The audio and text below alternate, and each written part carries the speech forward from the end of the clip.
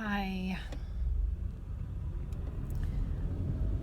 Well, if you guys don't mind me sharing my thoughts, and I have to say that somebody asked me, why do videos in your car? Well, why not?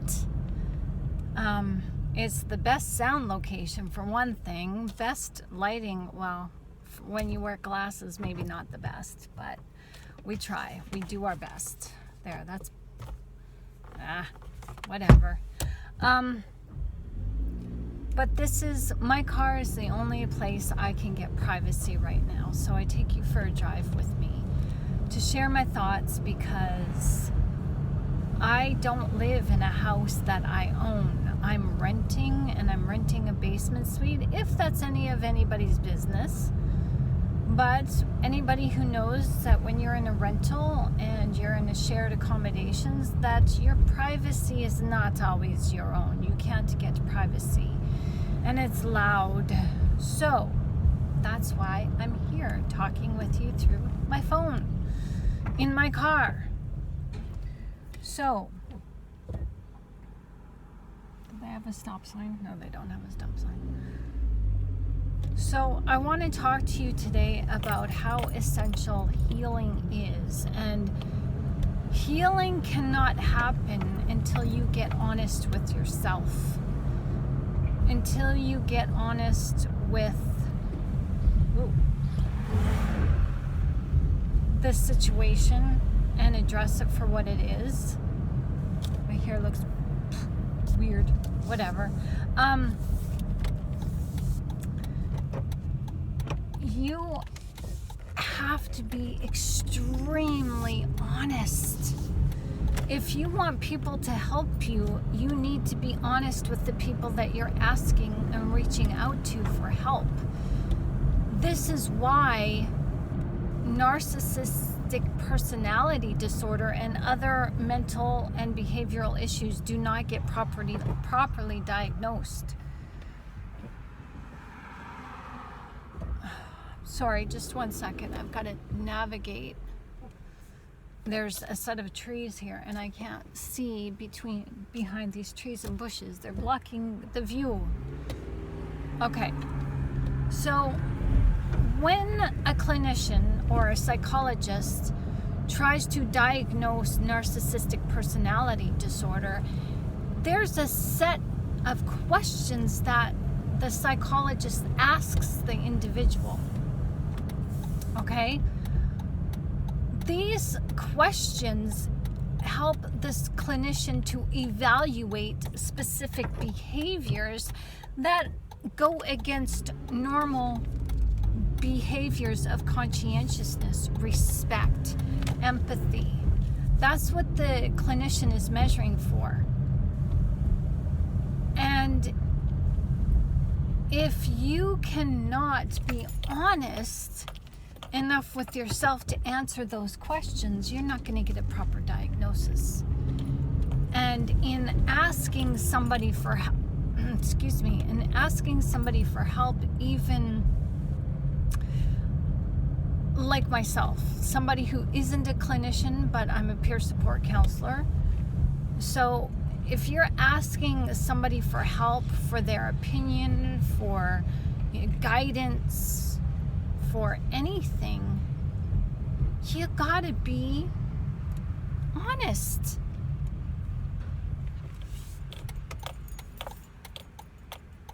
Now, I was faced with a situation. I was minding my own business, but because I do not live in my own home, I was brought in to act as a witness, act as a defense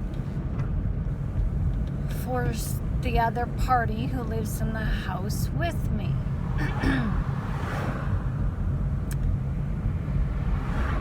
I remained neutral. I tried to calm the situation as best as I could. And yes, there were children involved. My first priority was them.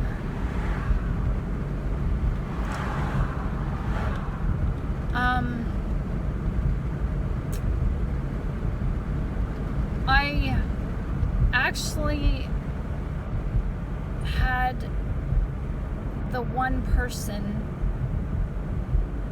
leave the house, and I took them to a coffee shop and I talked with them for about an hour and a half, just to make sure that they were safe to drive home.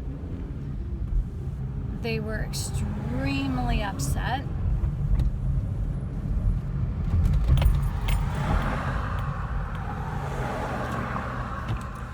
And in talking with me, they were hiding the facts. They were accused of something,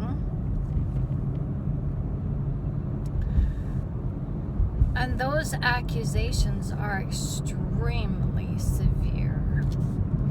If they are not true, then those accusations are slanderous and could be taken to a court of law. So the individual that I talked to that was slandered, their name, their reputation was slandered, I talked to them for an hour and a half, and they led me to believe that they were blindsided with his action. They led me to believe that they were blindsided with these accusations. This person had nothing bad to say against the person who was accusing him. And I was trying to leave my judgment out of it.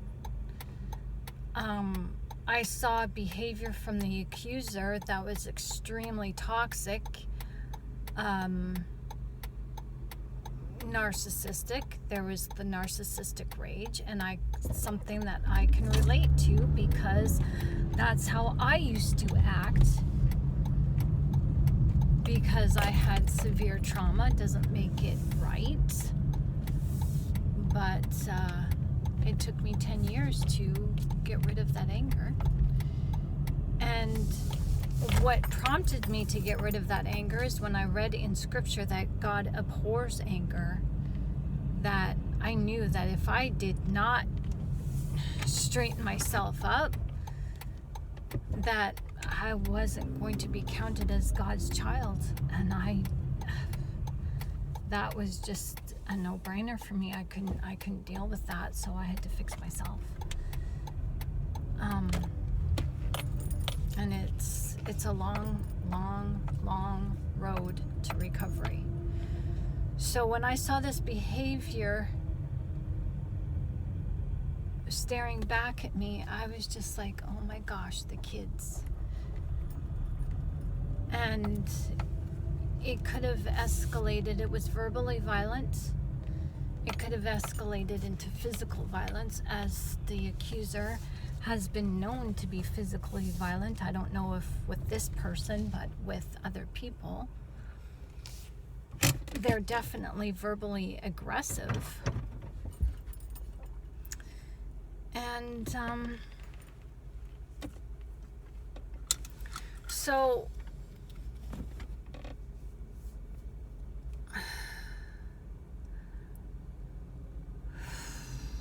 I still have to talk to the person who stood accusing the other individual. I still have to talk to them. I'm giving them their space. They didn't want to talk to me, which is fine. I know that they will in time. But moving forward, if you are a counselor, or if you are trying to heal yourself, look at yourself in the mirror and just say, please talk to me as truthfully as you can.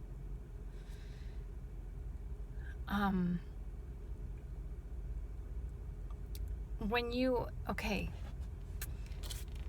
work out your own healing,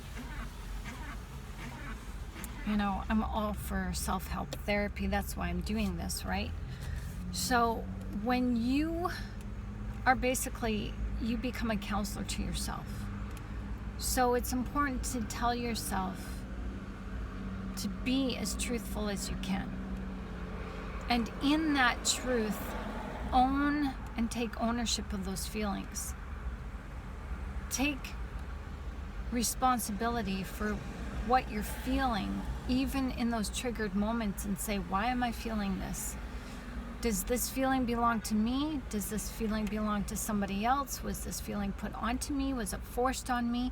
How was it forced on me? Really take a look at those feelings.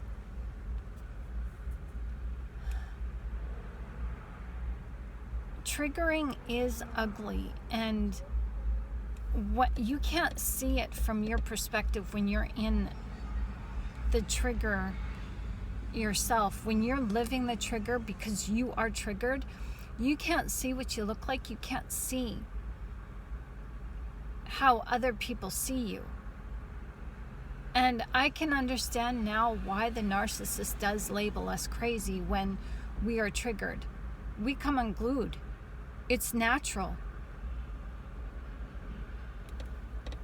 Is it right for them to tell us we're crazy? No. And when I was faced with somebody's rage, I have never experienced that outside of myself. And I've been traumatized by it.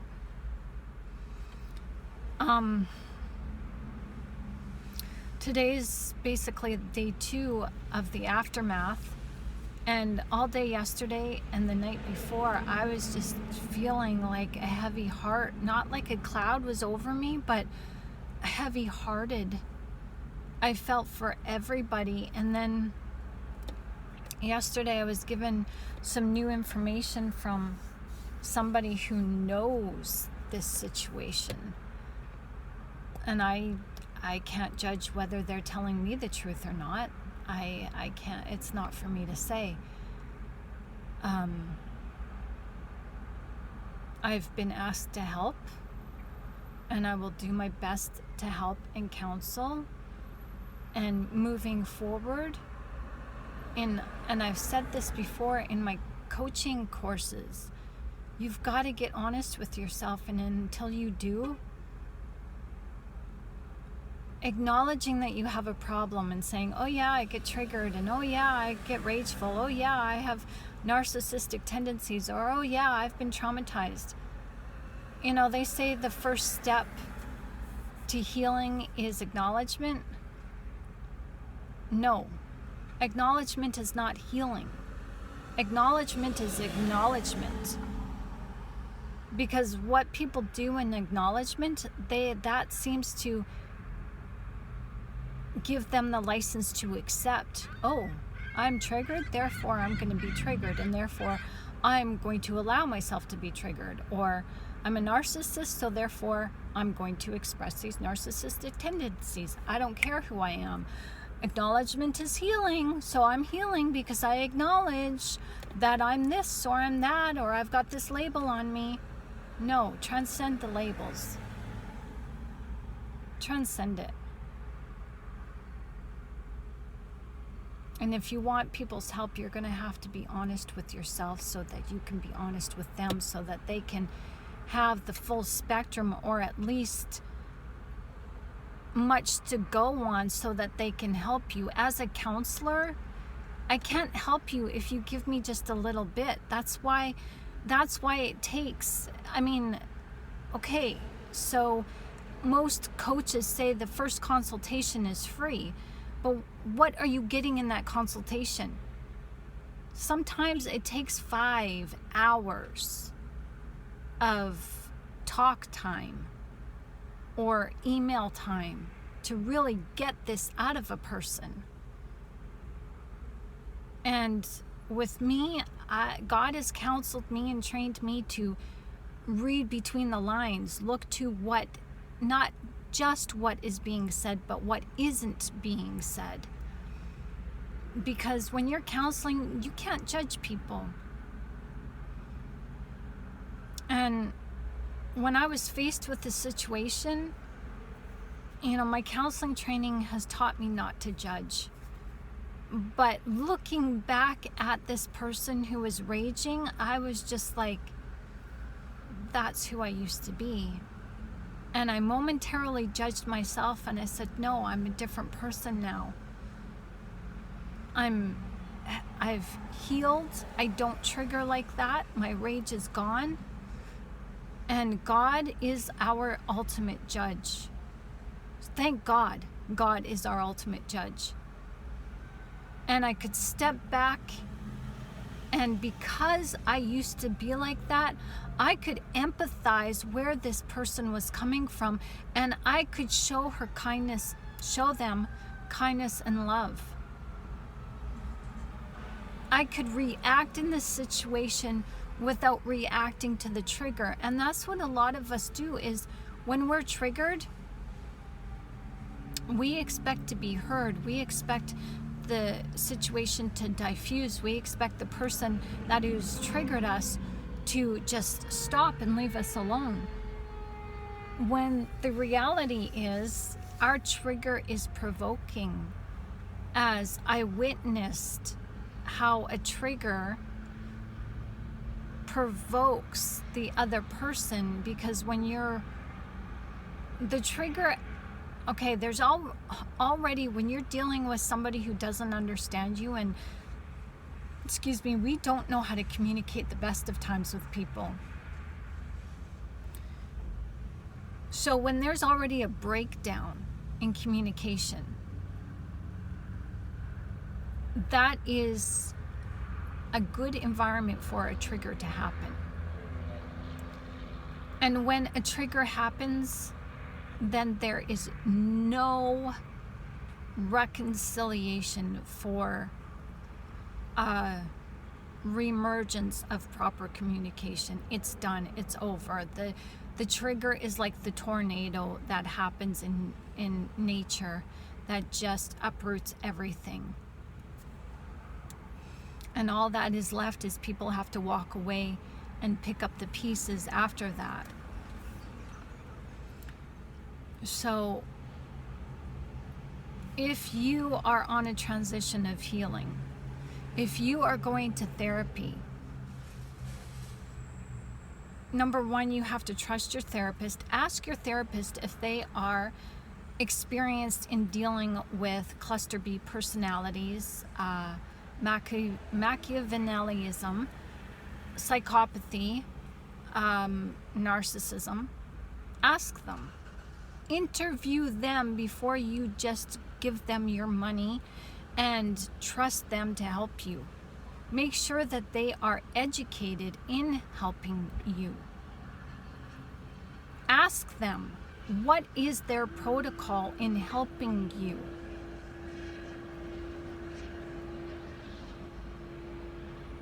Ask them, what kinds of things do they expect from you as a client?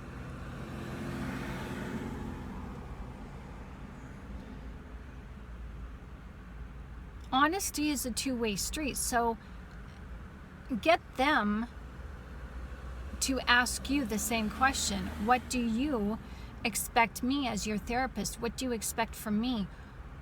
And here's what I expect from you as your therapist.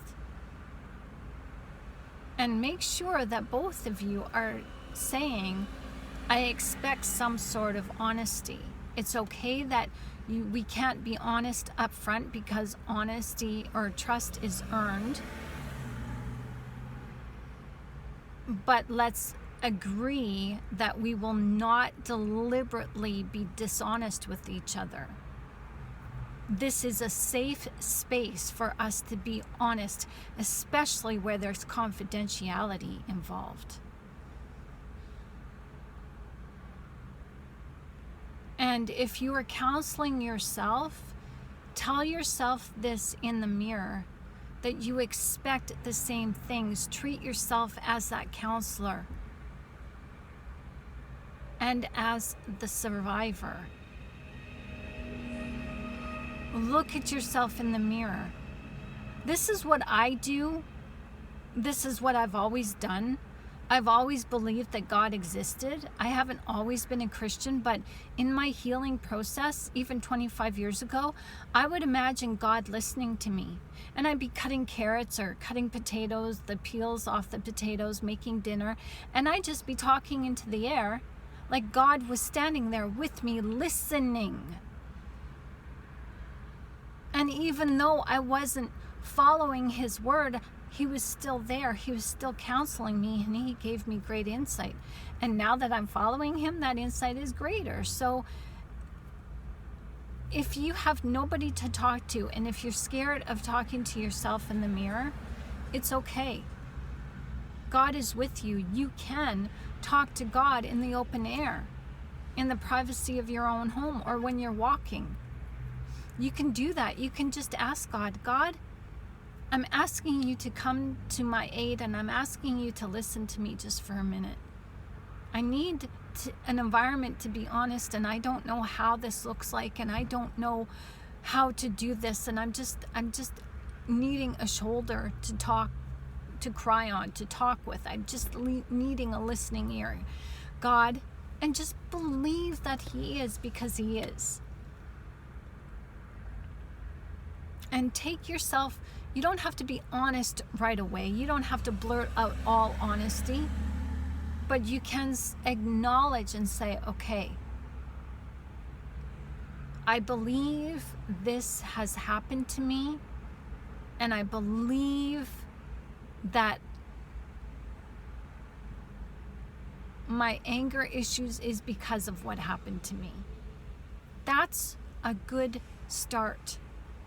Instead of living in denial and saying, no, that didn't happen to me. No, they couldn't do that. How could they?